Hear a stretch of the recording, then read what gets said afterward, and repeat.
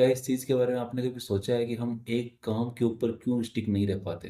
हम एक गोल बनाते हैं, नई साल का गोल बनाते हैं और कुछ दिनों तक उसे कंप्लीट करते हैं, उसके बाद वो छूट जाता है। ऐसा क्यों होता है? जैसे आप पढ़ाई का गोल बनाते हो कि मुझे रोज़ 8 घंटा, 6 घंटा, 4 घंटा पढ़ना है।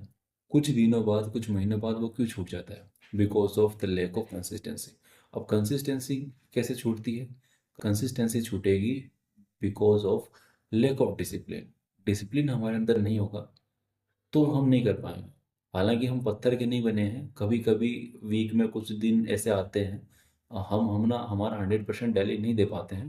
कभी 100% दे पाएँगे, जैसे 80%, कभी 60% ऐसा होगा, लेकिन एक लिस्ट बना लो और उस लिस्ट के अंदर जैसे आप 1 महीने का आपने टास्क बनाया, उसके अंदर अब वीकली आपने टास्क बनाया, उस वीकली एक जो पेज प्रिंट आउट निकालो, उस पे लिखते जाओ कि आज मैंने इतने घंटे काम किया, इतने परसेंट ये काम किया। मंडे को इतना किया, ट्यूसडे को इतना किया, मंगलवार को मैंने नहीं किया, और बुधवार को मैंने इतने घंटे किया। ऐसे करके आप संडे को जब उसे एनालाइज़ करोगे तो पता चलेगा ऑन एन एवरेज कितना काम कर पा रहे हो और उससे कितना आउटपुट आ रहा है। यदि सही नहीं हो रहा तो कहाँ गलती हो रही है? एक आध दिन यदि ऊपर-नीचे हो रहा है तो कोई दिक्कत नहीं।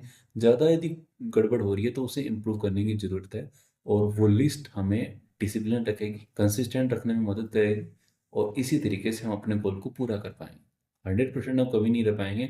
इसी तरीके से अपने काम को करते रहो, मूड रहे या ना रहे। यदि किसी दिन मूड नहीं रहता है तो कोशिश करो उस काम को बहुत ही छोटे टास्क में डिवाइड कर दो और उसके बाद उस काम को करो। बहुत अच्छे तरीके से, बहुत हद तक आप ये कर पाओगे।